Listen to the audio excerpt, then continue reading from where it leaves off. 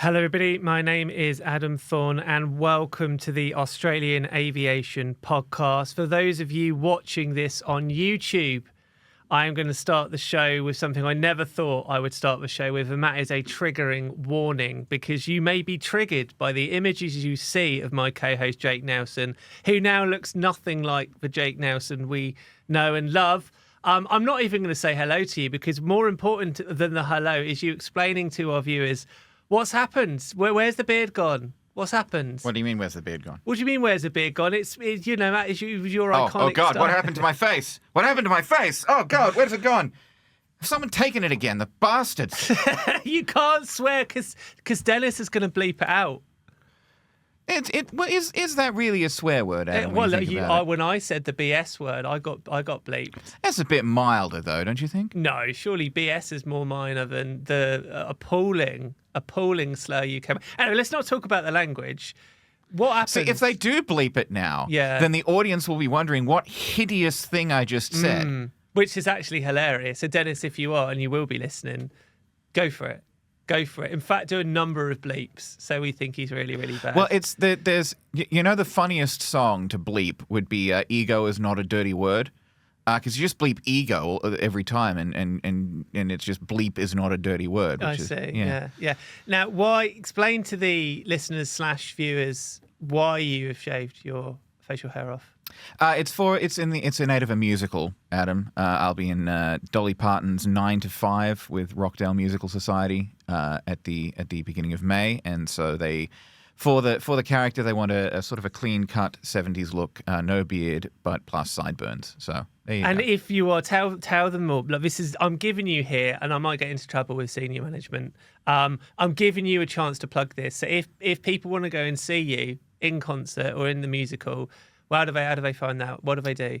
Just Google Rockdale Musical Society, and we'll be on at Rockdale Town Hall between the 3rd and the 11th of May. And myself and Ben are lesser spotted co-hosts. We're going to be there. So if you are an aviation aficionado, you want to get some autographs, you want to meet the team, we will be there, and we will be selling those autographs at a price. But come along, I'd say. If you're not a fan and you hate us, then we'll be somewhere completely different. Yes. Well, that was our first shout out of the day. We have another shout out because aside from doing the regular Australian Aviation Podcast, you have been moonlighting doing other podcasts of your own, haven't you, Jake? Yes. Well, our regular listeners might recall last year I spoke to Hayden McDonald from Wings Without Barriers. Hello, Hayden, if you're listening. We spoke to him about a solo flight around Australia that he was planning in a Jabiru J120. Now, he completed that flight late last year. So a few weeks ago, we had him on an Australian Aviation Premium podcast to talk a bit about how it went and how the message was received. Because of course he was trying to educate people around Australia on neurodivergence and autism. He's I've got to say, we may have said this before, but he's an absolutely astonishing feat, and it's astonishing what he did.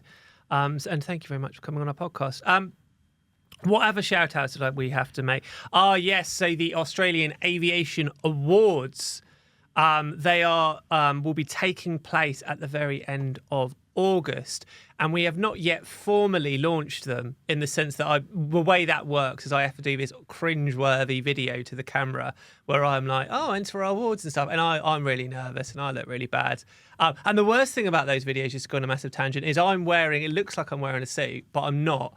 I'm just wearing a suit jacket and a shirt, and then underneath it's just... Well, don't give away our secrets, I know, but they make me do it. And apparently this shifts tickets. I don't know how it does. But anyway, we've not yet formally recorded and released this. But if you do want to get in early and submit to the Australian Aviation Awards, you can do.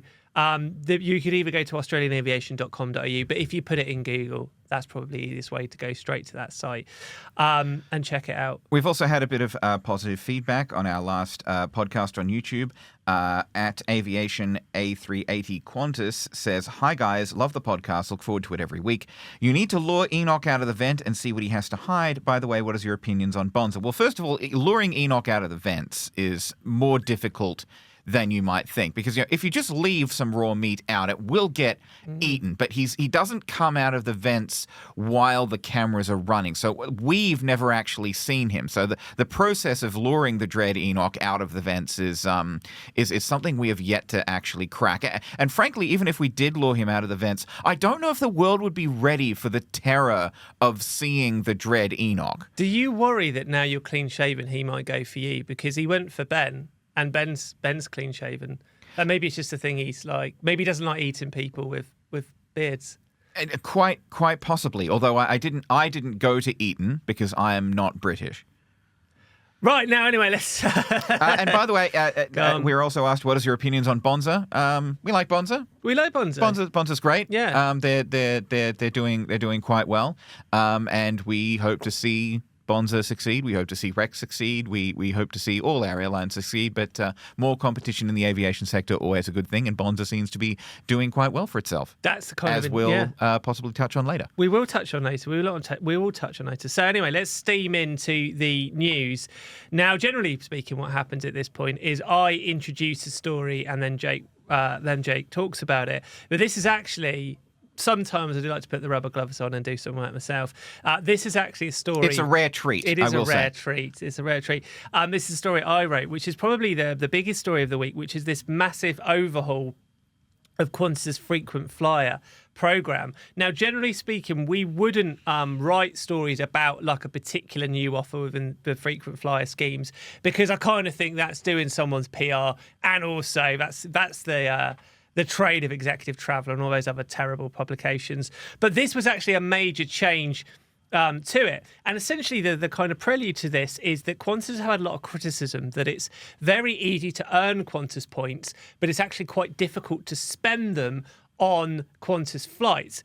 And one of the reasons for this is that in the kind of all the mumbo jumbo, you could only spend them, or it really have to get these classic, they call them classic reward seats. So rather than just getting your points and just booking any kind of flight you want, it has to be a particular type of designated seat.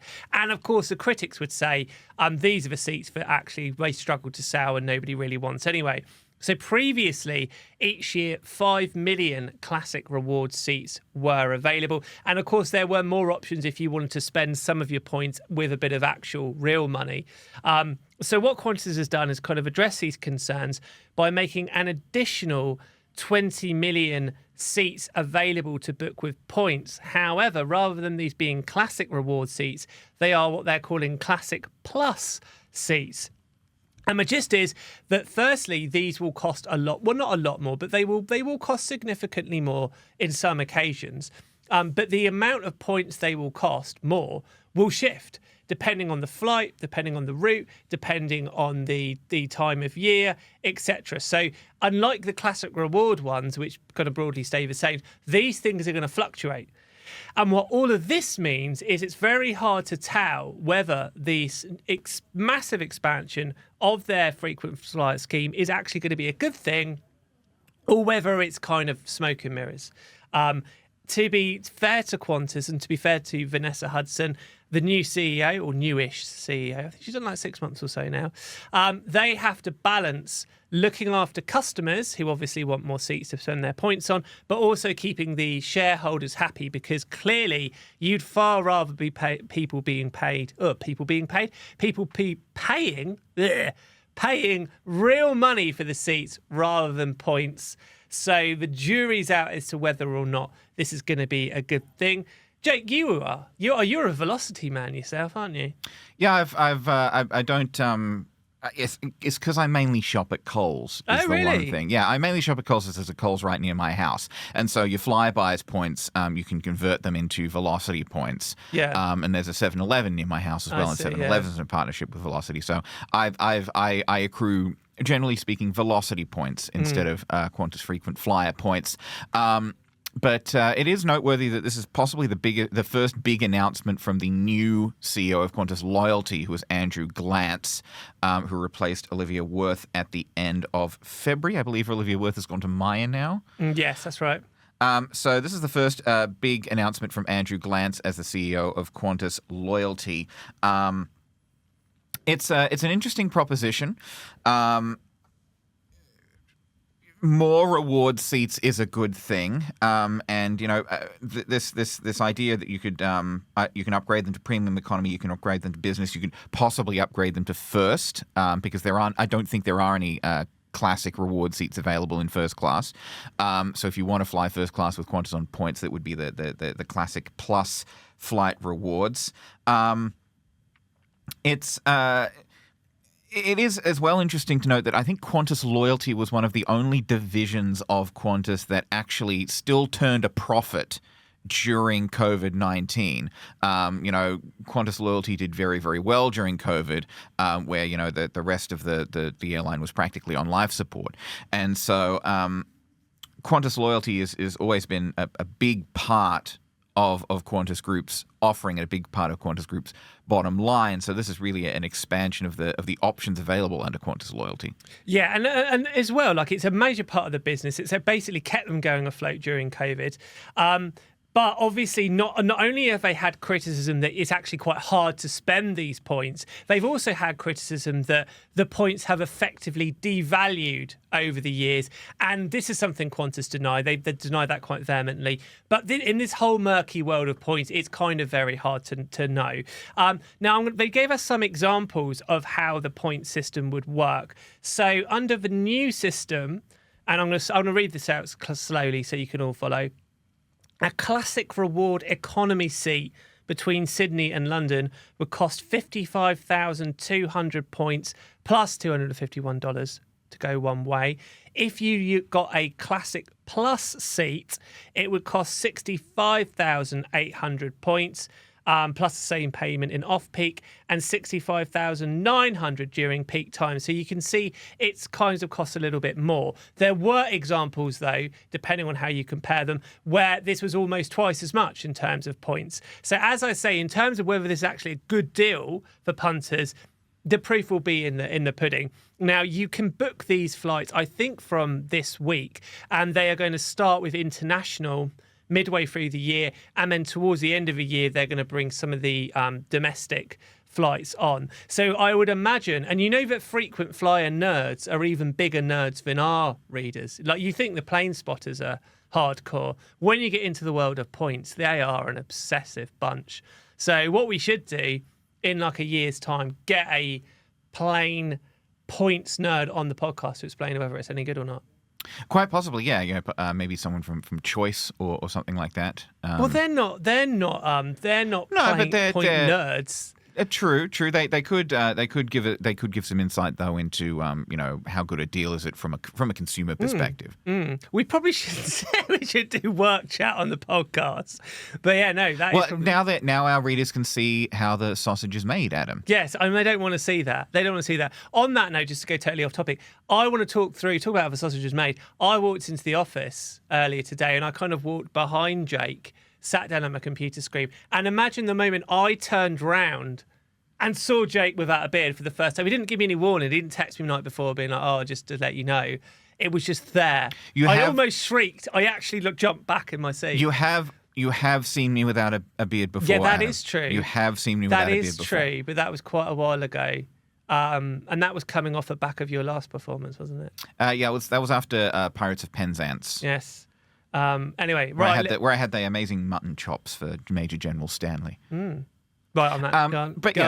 On the loyalty points thing, 20 million more seats is 20 million That's more a lot. seats. It's a major increase. It's four times again what they have now. They've basically like quintupled the amount of reward seats they're going to have available every year. It's just that most of the seats are going to be dearer than the 5 million classic reward seats. But we will keep an eye on that anyhow. Okay, welcome back. So I don't even know why you're here, Jake. We're going to talk about another story I've written, and I should say I've only actually written like 2 stories this week. So shameless self-promotion. Yeah, no, shameless self-promotion. And it's one of those stories I instantly regretted because for the first time I got my hands dirty with the world of the Rexit row. Now, before I talk about the latest developments, Jake, for those poor people that are not familiar, talk us through Rexit. And it goes without saying that Jake coined the term Rexit, but talk us through the Rexit row. What happened previously In the last season of Rexit, what happened? Previously on the Australian Aviation Podcast. We did talk about it on the podcast, so that's accurate.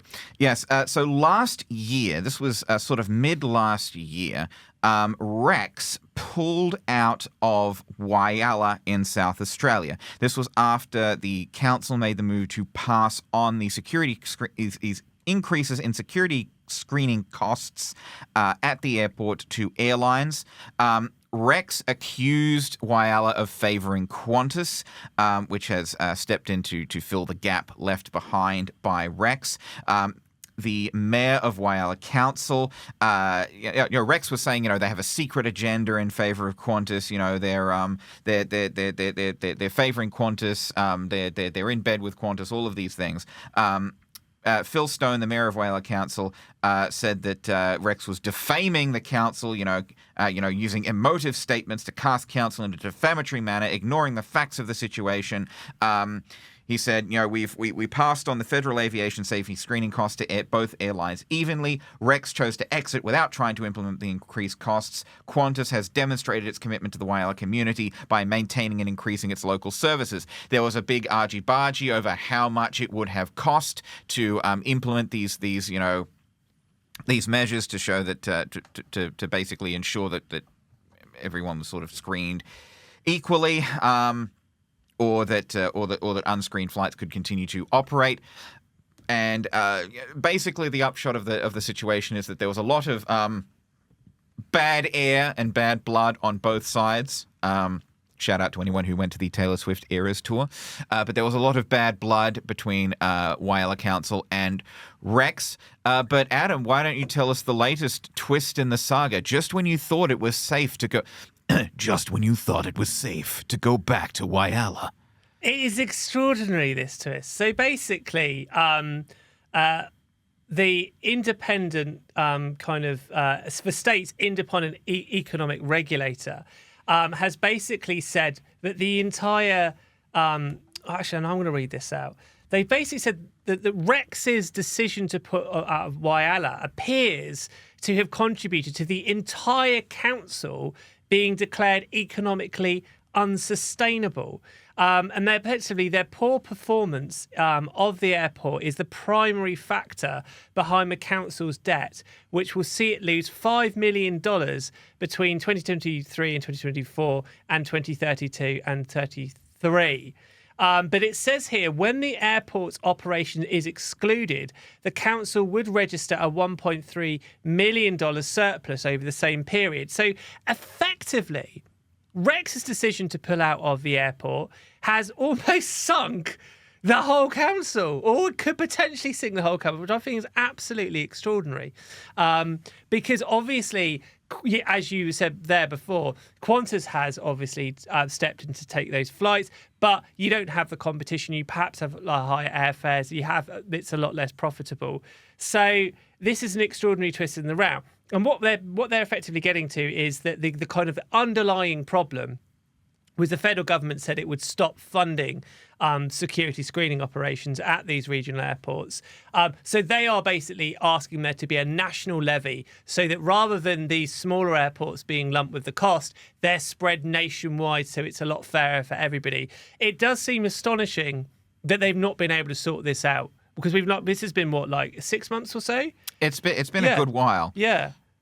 It does seem extraordinary that nobody's been able to sort this out, but it is an extraordinary twist. Another twist. This is probably unrelated to Rex, but there was at the time Rex praised Armidale Airport in New South Wales for its implementation of this whole of screening procedures that Rex deemed suitable. Terminal upgrades that Rex approved of. Fast forward a few months, Rex was suspending its services to Armidale due to supply and staffing issues.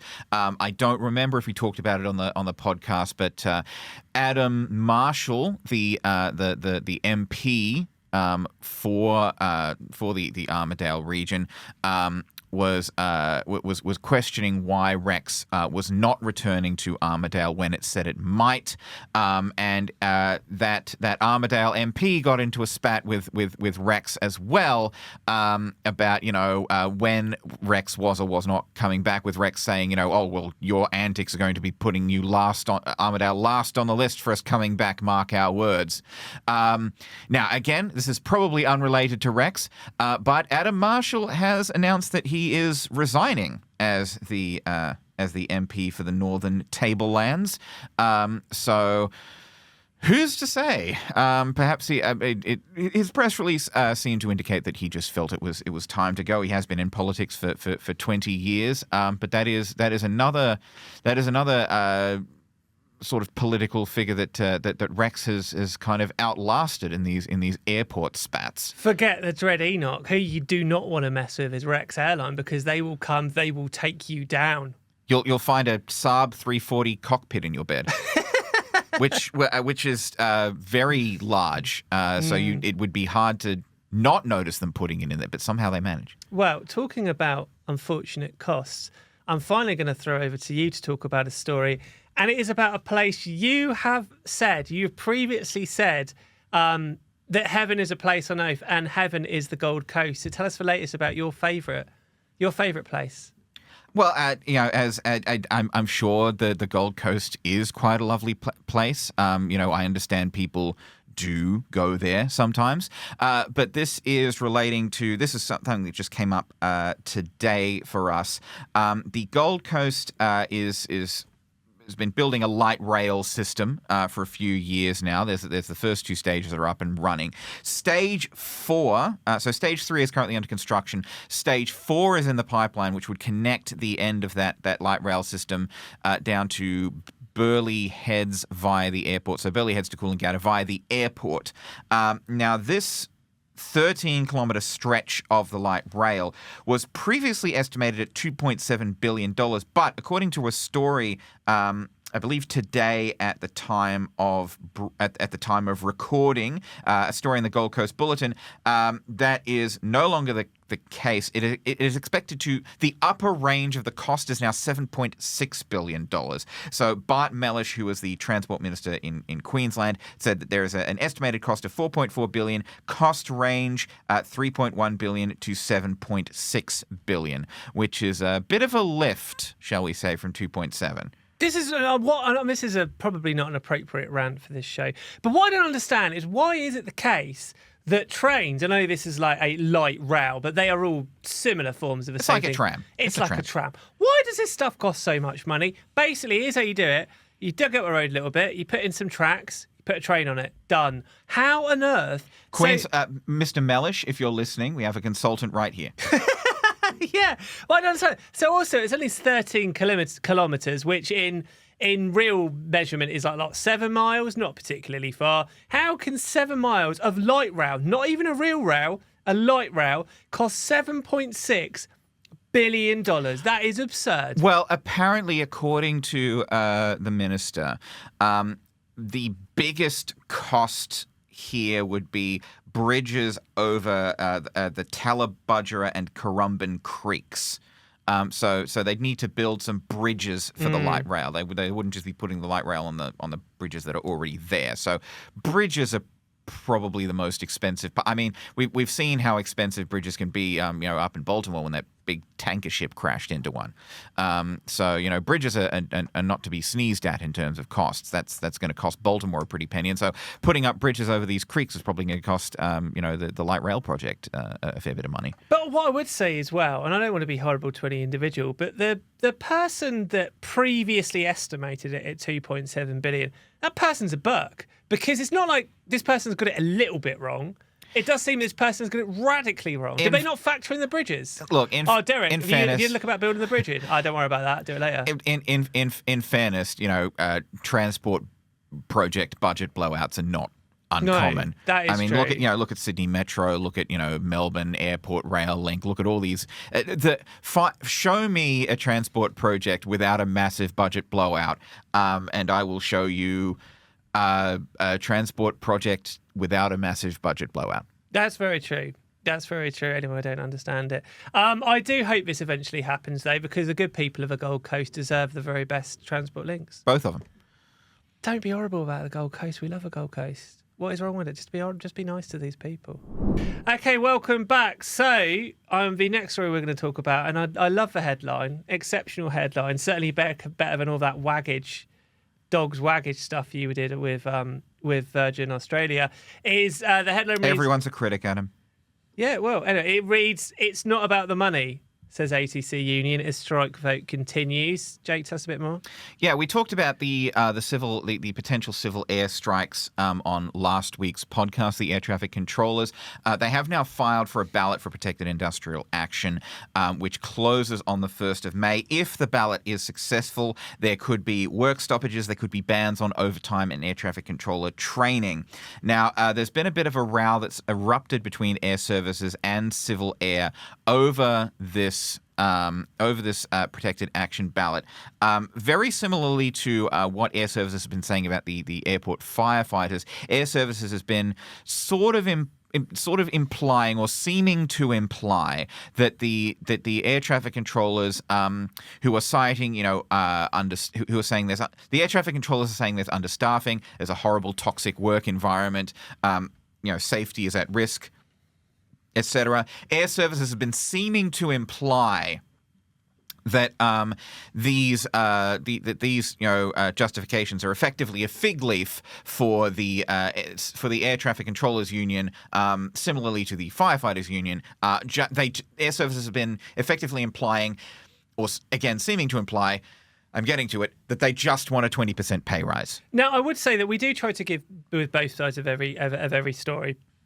And as we've mentioned on previous shows, the context here is that there is not a consensus. There is an argument in general in aviation that people will always play the safety card because that's the thing that will get picked up by mainstream journalists and is used as a safety tool. Obviously, in this particular instance, the Air Traffic Control Union is arguing that this is a genuine safety concern because their members are very tired. If you're very tired or very fatigued, then accidents can happen. That endangers life. And then there's two sides to every story. But what I would say is that on the one hand, you've got Civil Air saying this is not about the money, but then they are asking for more money. Because the argument would be if it had nothing to do with the money, you go, you know what, we don't want any pay increase whatsoever. We actually just want more staff. But they're not doing that. Well, so in a statement, Civil Air has said, quote, that we must emphasise that any suggestion that this action is solely in pursuit of a higher pay rise is factually incorrect. Now, they've also said... most of our claims relate to non-remuneration matters, yet Air Services has refused to accept them. They said suggestions that our claims represent $140 million of additional cost to Air Services are misleading. And they have said Civil Air, in good faith and in order to progress negotiations, has already withdrawn claims that Air Services identified as having an unacceptably high cost or operational impost. Our claims make early steps towards addressing the dire workplace environment that our members experience daily. So this is not just about this understaffing that Civil Air is alleging. They're also saying that there is this toxic workplace culture that is wearing their members down. Apparently, according to Civil Air, these multiple reports and employee surveys have found staff feel unhappy, disrespected, undervalued, often are subject to bullying and harassment. The union said the most recent report from September 2023 outlined that 52% of staff had experienced bullying, 19% had experienced sexual harassment, 39% of individuals would recommend Air Services as a place to work, and only 29% of all employees, 19% of air traffic controllers agreed that Air Services valued their work role. Air Services has stood by its earlier statement. It said that it has offered a $78 million pay rise, comprising 11.2% over 3 years, in line with the Australian Public Service Commission's recent pay decision, as well as the retention of all current conditions.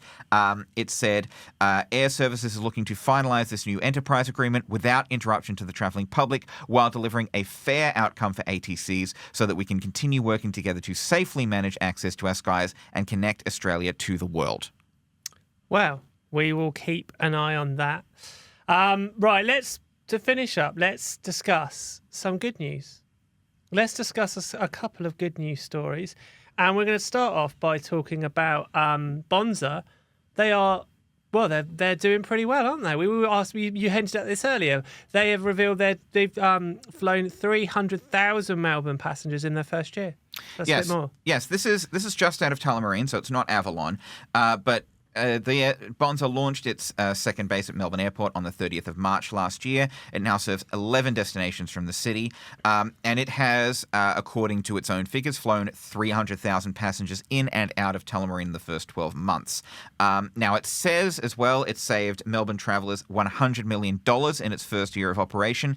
This is Bonsa basically comparing its fares to the previous lowest available fares on its 7 new markets. So Melbourne to Tamworth, Bundaberg, Toowoomba, Gladstone, Rockhampton, Mackay, and Port Macquarie.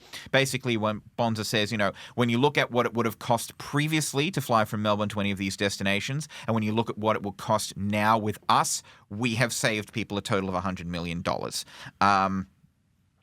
Laurie Argus has said that Bonsa has made a mark on Australia. It's expanded its network from 9 routes to and from Melbourne to 11. Many of them were underserved and didn't exist at all. Laurie Argus said, "We are immensely proud of the partnership we've developed with Bonsa, and we look forward to their continued growth and success in the years to come."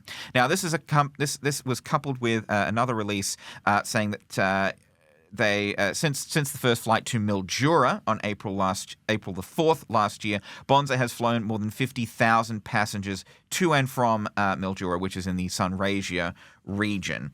And apparently, according to Trevor Wilcock, who is the CEO of Mildura Airport, Bonsa has contributed to the airport breaking monthly passenger records in the early months of 2024. They also... This, by the way, the first time Mildura Airport has had direct connections to Queensland. Now, the interesting thing about this as well is obviously they want to sort of celebrate how many flights that they've done. But this is also a bit of a nod to Sydney Airport as well, because this is the undertone of this. Bit of a sales pitch, yeah. Yeah, exactly. It's like, here's what you could have won. Here's what you could have had. So essentially... Bonsa have been quite open about wanting to go to Sydney. It's very difficult for them to get slots, and it's very difficult for them to be able to make it work.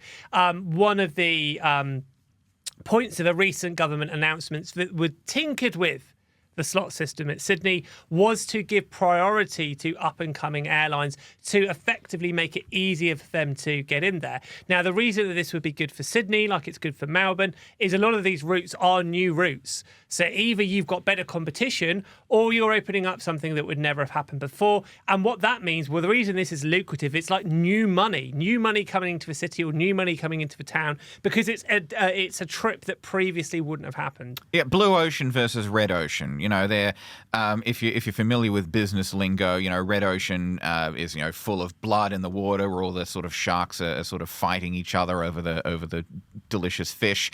Whereas blue ocean is you're going out and finding sort of new areas of ocean to eat delicious fish in. Obviously, there's no fish in the sky, at least last I checked. But it's sort of a only kittens. Only kittens. But it's an argument again in favor of Bonsa's business model, that they are finding all of these new markets and all of these new passengers that other airlines previously were kind of leaving money on the table, essentially. And we've made the argument before as well that you don't know that. Again, a lot of people poo-pooed Bonsa's business model, but you don't know how many passengers you're going to get on these routes until you start flying them. Exactly. And the legacy airlines, or the legacy carriers, if you want to call that, they poo-pooed it. And what they effectively says, to paraphrase them, is, we've obviously thought about doing this before, but we decided it just wouldn't work. And they have all the kind of clever clog number crunchers that would look at this and apparently run their analysis and say, Bonsa wouldn't work. Whatever happens to Bonsa, whether they end up leaving the country in a few years, whether they end up massively expanding, they have already proved people wrong. The fact they're selling this many tickets proves this idea that point-to-point travel, which is effectively flying from holiday destination to holiday destination, the people that said that was wrong, they proved them wrong. They are making it work. The potential for Bonsa moving forward is huge. Now they prove that the basis of this works. There's no reason why in 10 years' time they couldn't be a very significant third airline in Australia. They've certainly got or fourth airline. Or fourth airline, yes, because of course Rex is looking to significantly expand too. But it does have the potential to radically change how Australians travel. Yeah, I mean, again, just take a look over at the United States. You got airlines like Southwest, Spirit, JetBlue, all these carriers who are flying point to point across the US. The argument against it is, well, the US has hundreds of millions of people. We've got at maybe a tenth of the population.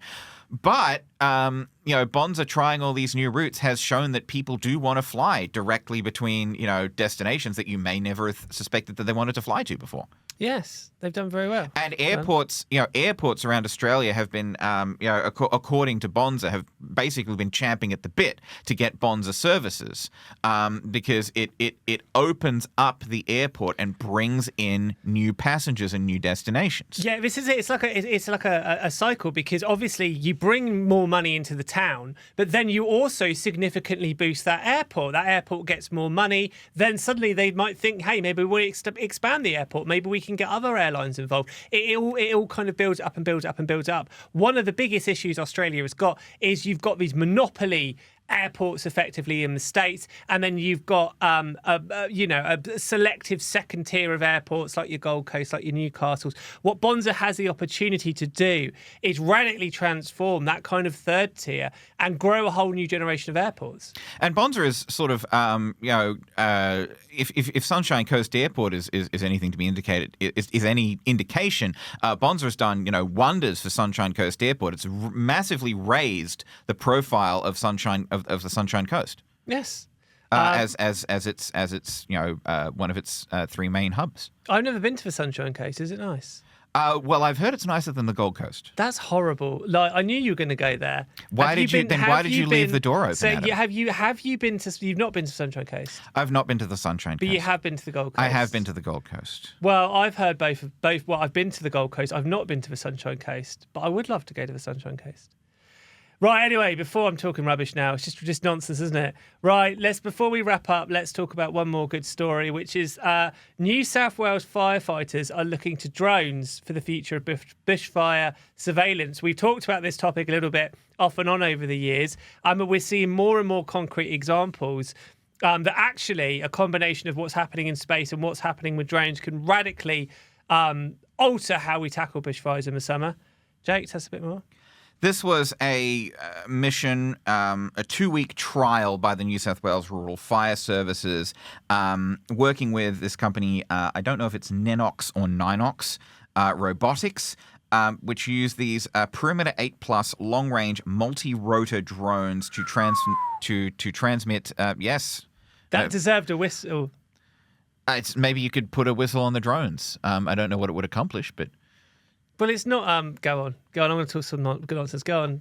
Carry on. But this was transmitting real-time footage day and night. The RFS has used the data to plan outbreak detection, deployment of firefighters, and intelligence gathering on ongoing fires. So these drones, they can operate for up to 4 hours, ranges of 50 kilometers from the control station. They have dual electro-optical and infrared gimbaled camera capabilities, which let them spot these heat signatures from lightning strikes that cause fires. So the goal really is to use this early identification to reduce the size and severity of fires, because if you catch a fire early, you can put it out quicker, and to give crews up-to-date information on fires as they progress. So a couple of years ago, or maybe even a few years ago now, I wrote this kind of big, long feature looking at the future of aerial firefighting. And one of the things I tackled was using drones and using space and all this new technology to spot bushfires earlier. And essentially what happens now, or what happens in the past, is most bushfires are detected by a member of the public who is driving down the motorway, and they see some smoke on the horizon and they call it in. The problem is that actually most people, when they're driving past, assume somebody else has called it in, and therefore it can take hours sometimes for somebody to actually report this. And of course, by the time they're seeing the big billowing smoke, probably it's already got too big. Now, it does sound blindingly obvious, but pretty much any fire can be put out quite easily after it starts. Of course, all fires start small, and it's only when they expand that it gets more difficult. So if you're able to use this new technology to monitor the bush, then you have the potential, in theory, to stop big bushfires happening. The problem with this is that bushfires in of themselves aren't a bad thing, because obviously having more bushfires, perhaps due to climate change, is a bad thing. But a bushfire is how the bush regenerates. It's part of nature.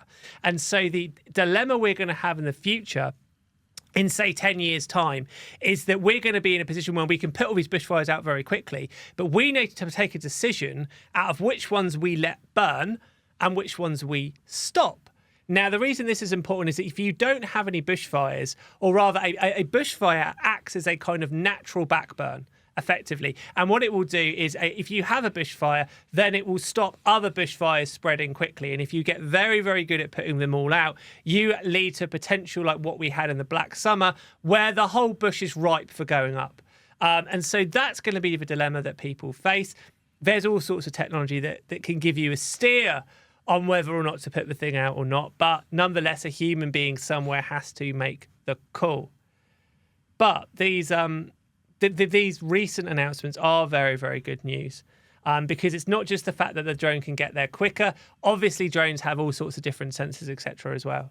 Well, and there's also the ongoing information on the bushfire as it progresses. It's a lot safer to fly a drone over a bushfire than it is to fly a plane or a helicopter, because a drone is expendable. So you can send a drone out over a fire and say, oh, it's looking a bit risky over on this side. We might want to do a bit of backburning, or focus our water bombing efforts on this side so that it doesn't spread too far in this direction and get too close to homes. And so on and so on. And, being able to more effectively control bushfires is something that these drones could enable. And as well as this, if a bushfire burns too much out of control, that's a lot of carbon being released into the atmosphere. So, being able to put problem bushfires out early and to better manage the bushfires that are allowed to burn, that will reduce the carbon footprint of the bushfires and, slow the amount of greenhouse gases that they're putting out. And one of the other, just to kind of wrap up, one of the other interesting things about this is Australia has quietly become a bit of a world leader in this, as you would expect it. And perhaps one or of the few good things that came out of the Black Summer, which was now, 5 years ago, is it actually spurred on this technology. It was 4 years ago. Yeah, right before COVID. It's really spurred on the this kind of technology. And again, it's a combination of not only using the drones, but things that are happening in space as well. Because again, if you've got special satellites with great sensors up there, you can perhaps detect a fire even quicker than a drone. And so what you'll have in future is a combination of satellites and drones working together. So if your satellite in the sky spots the fact that you might have an outbreak of a fire, then you dispatch the drone quickly to take a further look, alongside other sensors you can have in the forest too. So it's going to be very interesting to see where we are in 5 or 10 years' time. And hopefully a lot fewer fatalities of firefighting forces. Yeah, exactly, because it is obviously a very dangerous thing to do. It's a dangerous thing for the people in the air. It's a dangerous thing for the people on the ground. And obviously, even if you put fatalities to one side, if your family home burns down, that's obviously terrible. Whole communities are at risk. We are hopefully going towards a future where disasters like the Black Summer will never happen again. Fingers crossed. Fingers crossed. That's a very upbeat finish, isn't it? Usually we just end with nonsense, but this time... We can still end with nonsense if we want to, Adam. Can you just come up with nonsense like that? Flippity gibbet. That was nonsense. That was nonsense. Nonsense. Don't challenge me. No. Well, we will be back for more nonsense the same time next week. Before we go, I will say one final goodbye to my co-host, Jake. Thank you very much. Thank you, Adam. And thank you all very much for joining us. Join us again next week when, God willing, we'll have a bit more facial hair back on Jake's face. Doubt it. We'll see you next week. Goodbye. Goodbye.